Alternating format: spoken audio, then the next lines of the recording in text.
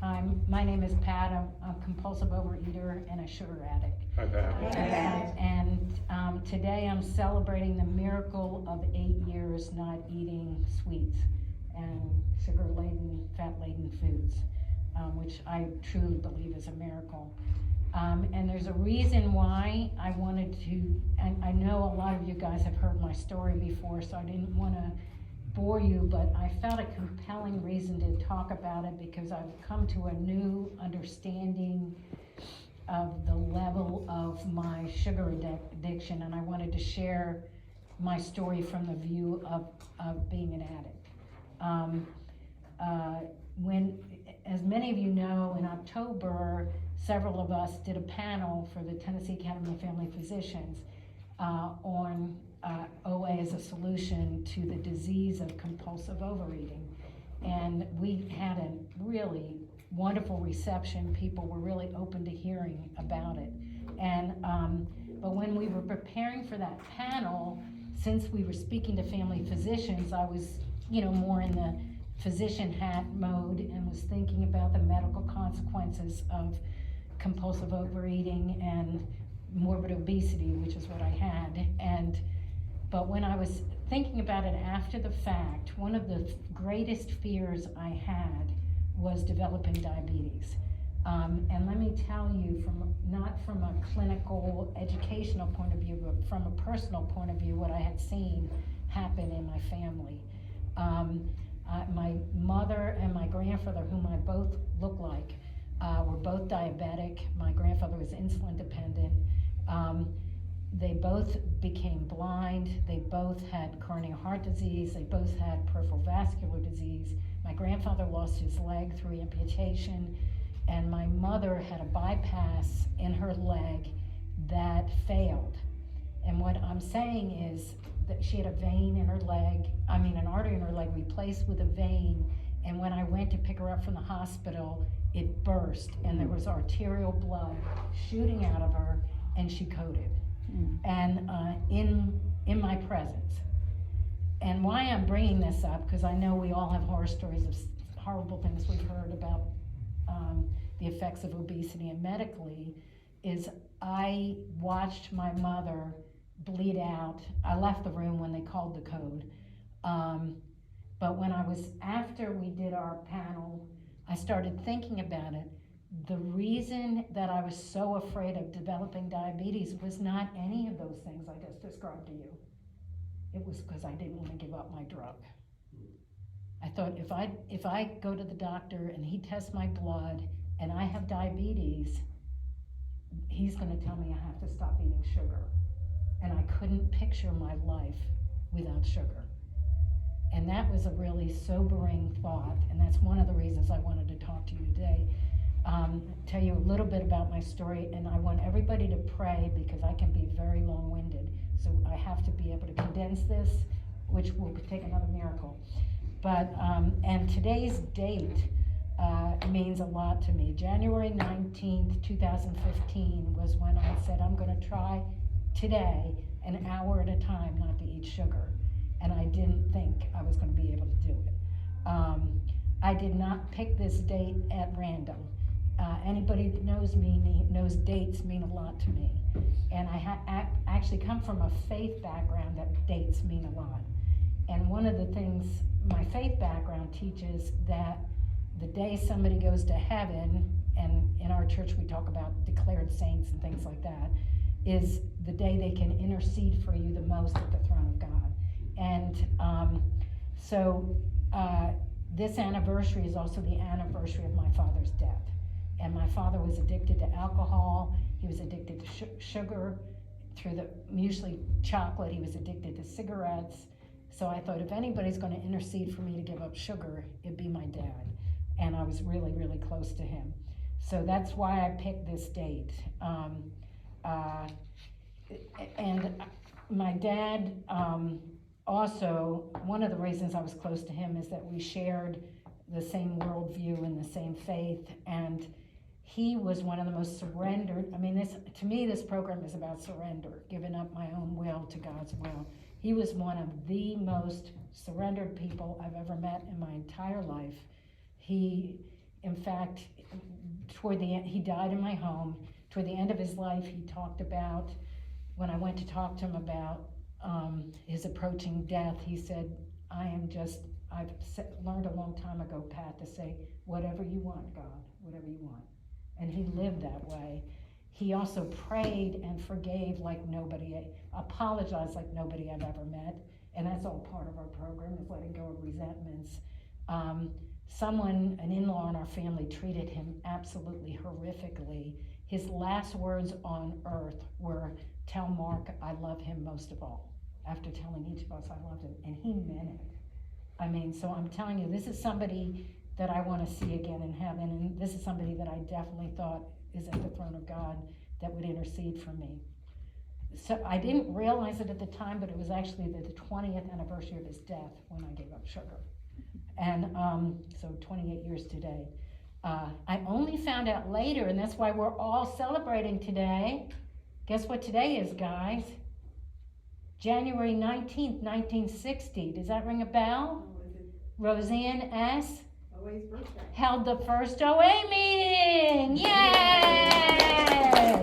So this is all our anniversaries. I had no idea till years later that I picked the anniversary of OA to give up sugar.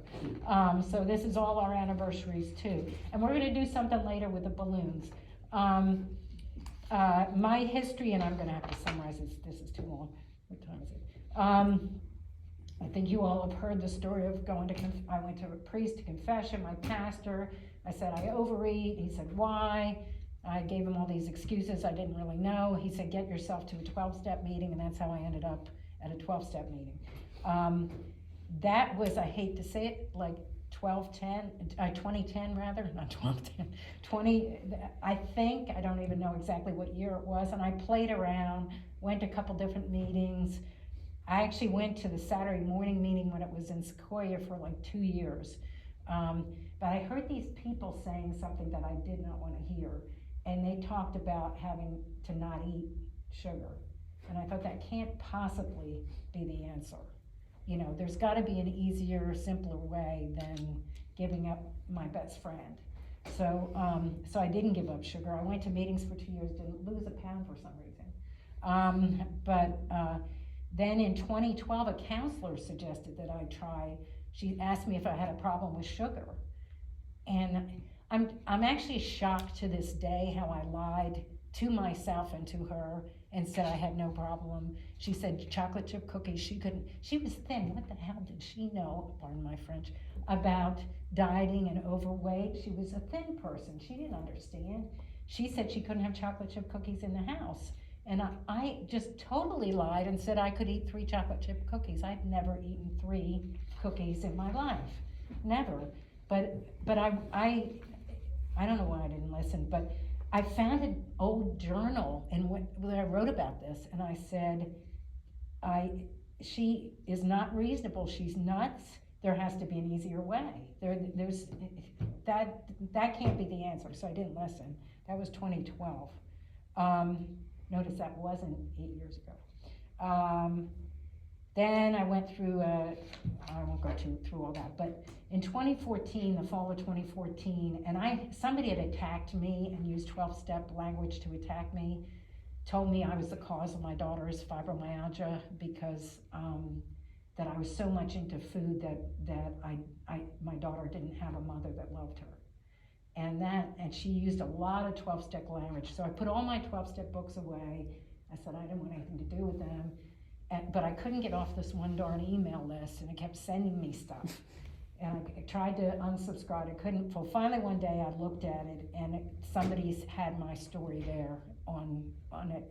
And it was the first time, and I don't know how long, that I felt any hope. Because what was happening in my disease, as many of you know, it doesn't stay the same. It gets worse, and it progresses. And what was happening over the years, I used to be able to yo-yo, but my yo-yoing stopped, and I was just doing this. And then the horrible thing happened when I tried to diet, I would gain weight. So I was resolved in total despair that I was morbidly obese, that I was going to die morbidly obese, that I was probably gonna die from morbid obesity, complications associated with it, and there was not a darn thing I could do about it, because if I tried to diet, I gained. So I was in a real state of despair when I read this lady's story, and it sounded like my story, and she was losing weight, she was doing OA, but she was using a program based on the Big Book. It's a vision for you. The 4 is the Roman numeral 4, you. If anybody's ever used, it's a visionforyou.info. The words are all written out except 4 is the number 4. And she told me to listen to some speakers. And what they would do, they meet via the phone, but on Sundays they have a special edition where they record, they record all of them, but they record a special topic. And the topic, the one I listened to, which is still available, it was from March 3rd, 2013. You know how I like numbers, 3/3/13. Allergy of the Body, Obsession of the Mind was the speaker, and the speaker was Laurie, whom we went to see, not that, how many years ago was that? Anybody know? Melanie was there. 2019. Okay, we went to see him. I don't know if I even realized at that time that was who changed my whole understanding. So one of the things he talked about was, yes,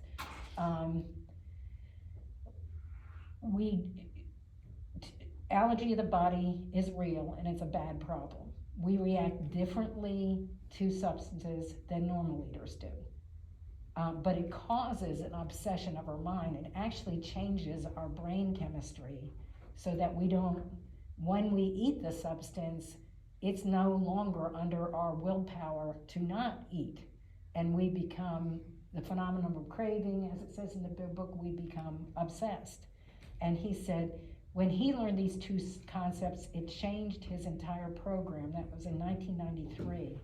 He said how critical it was to understand these concepts, because if you don't understand them, that there is something different about us from the normal eater, then you're not gonna identify yourself as a compulsive eater, and you're not gonna develop the sense of desperation that you need to do this work, because this is work. Nobody that's been through the steps is not gonna tell you that it's work, and nobody's gonna tell you that it's super easy to give up all your trigger foods. So I was like, whoa, maybe what these people were saying years ago is true. Maybe it is actually addictive, and I'm just not this weak-willed person that fails every diet she tries because I have no willpower.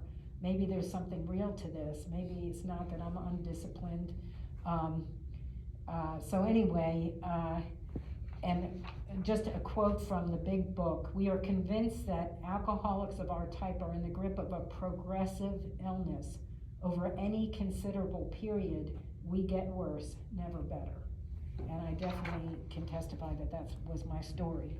So on January 19th, 2015, 8 years ago today, I decided, only with the grace of God, and to try 1 hour not eating sugar and another hour without eating sugar, and it was not easy. But I made it through one day, and I said, I'm gonna try one more day. And I'm gonna try one more day, and I'm gonna try one more day. And at the time, I was not coming to this meeting, but I started later that same year in 2015. I found notes from my first meeting here, so that was cool. And Betty was here. And that was in 2015, 8 years ago, Betty. And 3 weeks after I gave up sugar, if I were to list my trigger foods, chocolate and chocolate would be the first 2.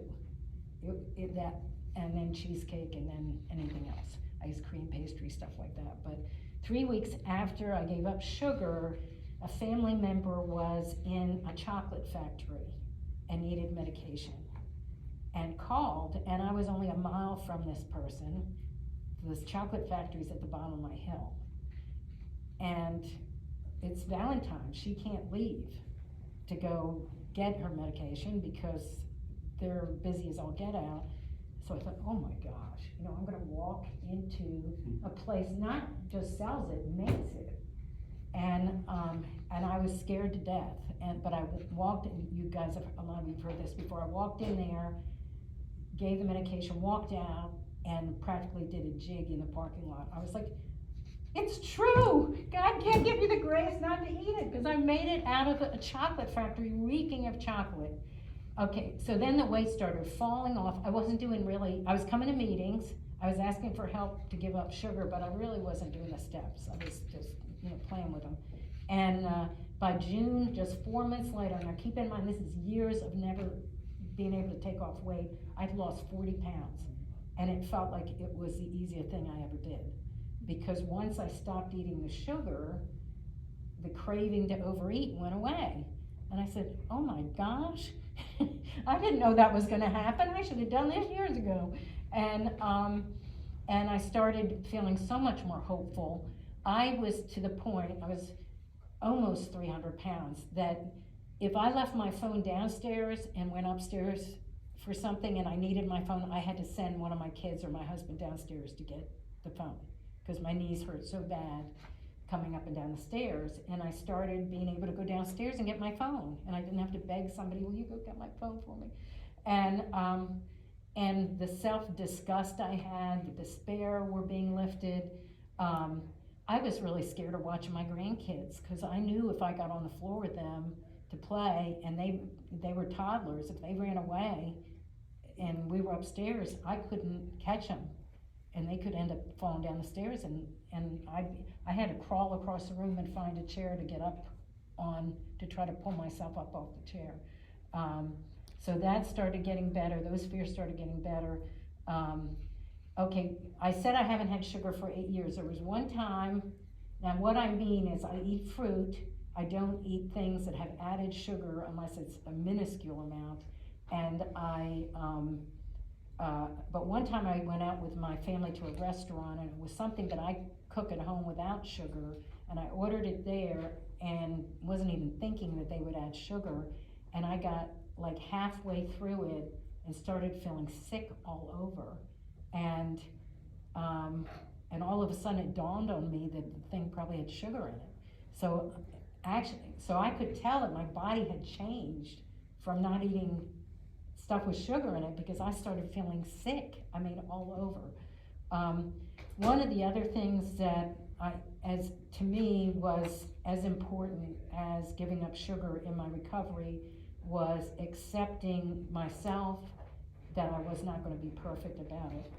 So I ordered this shirt. It's almost do the next baby step, but do the next right thing. And I have called people in this room when I've made a mistake and eaten something I hadn't planned to. Not sugar, because I'm terrified of what it would do to me, but other things, eating when I'm not hungry, eating white flour, heavily laden stuff, not planning meals and grazing on nuts, things like that. And I'd be shocked that I did it, because I planned to not do that. And so accepting that I'm not going to be perfect, that because perfectionism itself was leading me to overeat, because I get so guilt-ridden over that I made the mistake that, well, what the heck, I'll just keep eating, and so that's not good. So accepting the fact that I am going to be uncomfortable at times, and in the beginning it was much harder, like birthdays. I used to go in the other room when people ate chocolate cake, and then I made them clean their own dishes off. I couldn't be near frosting or chocolate cake or anything like that. I don't go after doing that, but now I can do it because I really don't want to go back to where I was. This life is so much better. The other thing I wanted to talk about is there scientific evidence that this is true?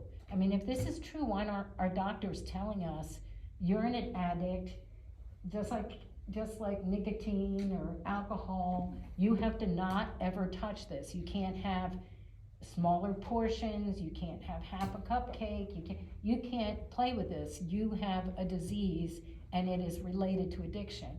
Why are they not saying that? Well, they're starting to say it now. So Roseanne was so far ahead of her time. She had gone to Gamblers Anonymous meetings for I think 2 years, helping a friend when she realized that the same principles that she was helping her friend with trying to let go of gambling could be applied to her eating. So she and one other person started the first OA meeting on this day in 1960. It just took one other person. So she was way ahead of her times. I found a recent article I brought it with me, but I didn't get a chance to read the whole thing.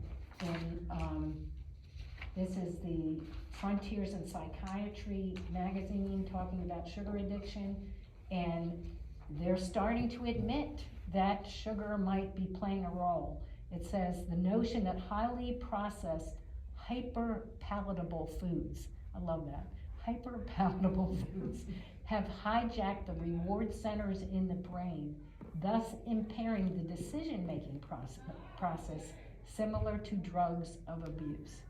So that's a fancy way of saying we can't make the right decision if we eat certain things that are our trigger foods.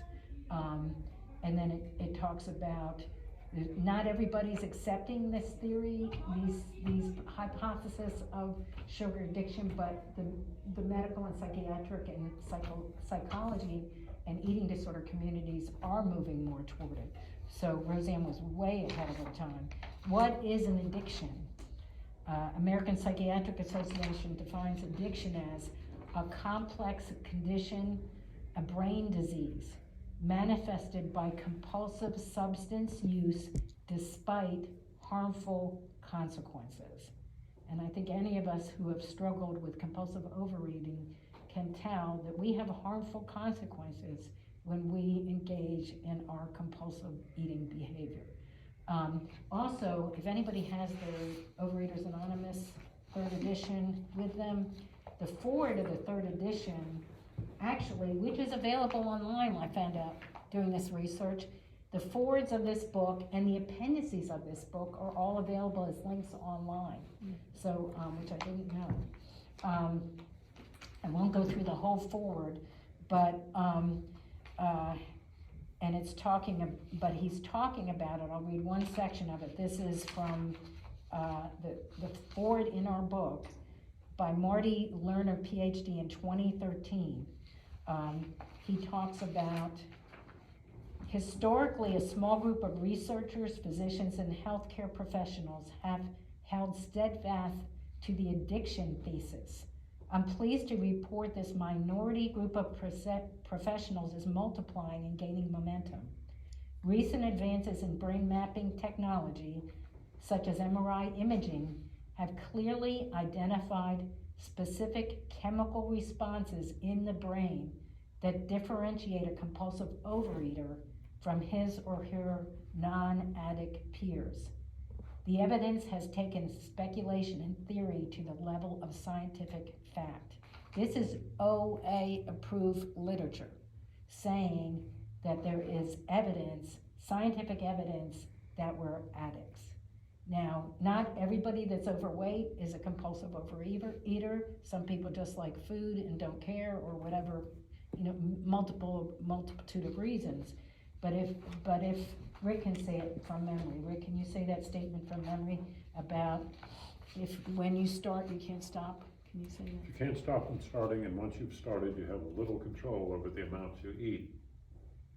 You're probably a compulsive overeater. You're suffering. Say that again? Sorry. It's in the big book. Oh, okay. But say it again. Once you start eating, you have little control over the amount you eat. You're probably a compulsive overeater. If that be the case, you're suffering from an illness which only a spiritual experience can take care of. It's in the chapter 4 to agnostics in the first paragraph. So we have in our literature and in OA literature and big book literature that the explanation of what it's like to live like an addict. But one of the things I wanted to talk about was, because when you're picturing giving up your trigger foods, you're not usually partying at the thought. You're not saying, yay, I'm never going to have wedding cake at my kids' weddings. Yay, I'm never going to eat ice cream on a hot, sweaty day. Yeah, you're usually not partying.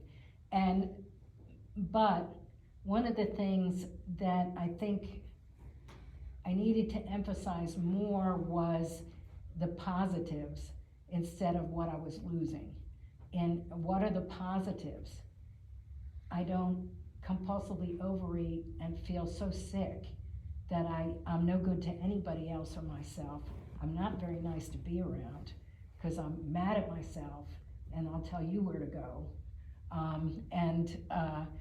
And I'm so into self-pity and self-reproach that I don't have it to give to love other people. And my best friend is not a piece of chocolate or a piece of cheesecake. My best friend are people. And in this fellowship, we can make honest, loving, caring friends who care about us and want us to be recovered. So we make friends instead of friends with things that hurt us. The other things we get, and I sort of describe that in describing what it's like to overeat, is we get peace, serenity. I mean, hope. Looking forward to the future instead of dreading it, that you're gonna have another day or another week or another year or another month of, looking in the closet and not being sure if anything fits. Joy, really celebrate because you're not weighed down with guilt. And the freedom, you're able to receive love and compliments and affirmations from other people because you're not beating yourself up so bad. And you're able to give love because you're not so self-focused that you're thinking about what am I going to eat next. For me, it was a lot of, I shouldn't have eaten that, I shouldn't have eaten that, why did I eat that?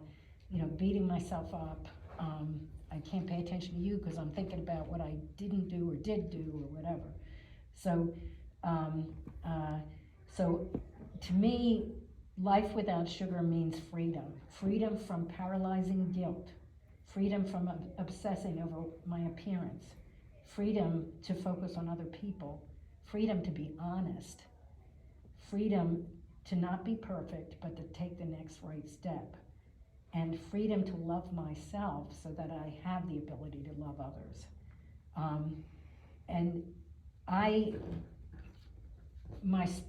I already had like a spiritual conversion, not like a spiritual conversion, a spiritual like changed my life experience in 1991. So for me, the spiritual experience of this program was not like suddenly I believed there was God. I already did believe there was God and I had seen miracles. I just didn't understand why he wouldn't have me wake up thin one day while I still ate whatever I wanted, whenever I wanted. And so the spiritual aspect of this program was the fact that I did have to pray every day. I had to pray the acceptance paragraph from the big book to let go of resentments, because addicts can't afford resentments. They put us back in our disease.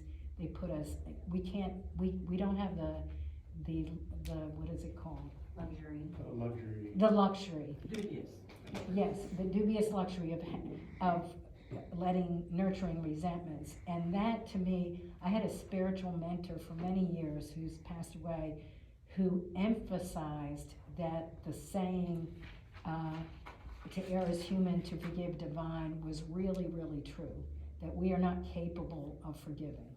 He said that it takes the grace of God to forgive. And so I'm really aware that I have to pray to forgive, and if I find myself resenting somebody, that's why our program is so wonderful. The other thing that I need to pray to just make it through the day and to not do the things I'm not supposed to do, and to do the things I'm supposed to do, even when I don't feel like it, and especially to let go of resentments. And also the things that I found I needed for my program were to have a sponsor. And if you ever told me 5 years ago that I would be reporting my food every day to somebody, I would have said, okay, I can't go that far. Forget it. I did not, I can't tell you how bad I didn't wanna do that, but I found a simple app that I could just take pictures of, and it was easy, so I send her, and I tried, I went 2 years sending her my food, oh, I got this, I know what I'm doing now, and then I tried not doing it, well, that did not work for me. It can work for other people, it did not work for me, I still send her my food. And so, what do you do now? Oh, we gotta do our thing before we run out of time. Okay, everybody gets a balloon, I hope we have enough balloons, do we have enough balloons? 1, 2, 3, 4, 5, 6. 1, 2, 3, 4, 5, 6. We have enough, except Rick, you can use my balloon. Everybody grab a balloon, and if you want to participate. And what I'd like you to do is write on this piece of paper. Okay, wait, I'm gonna stop. Okay. Good job, Dan. Let me wait. I want to say one last thing. Okay. Did I say? Hey, One last You gonna thing. say something else? One last thing is, what do you do from here? Well, we're gonna do this exercise to release to God the things that are weighing us down, and what we'd love to see go away if we stopped being in our addiction, and in our disease. But what do we do right now? We have this knowledge, what do we do? This is, I've never understood, act as if. And from the AA Big Book, I had heard that it's easier to act yourself into a new way of thinking than to think yourself into a new way of acting. So what it's saying is, take the actions, then your thinking will gradually change, and that's what I've found from my experience.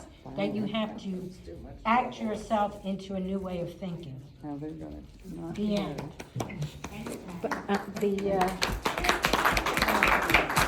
Are they nodded? So Well, anything some that people you may not think, be, but. will go from your life that you wanna ask God or your higher power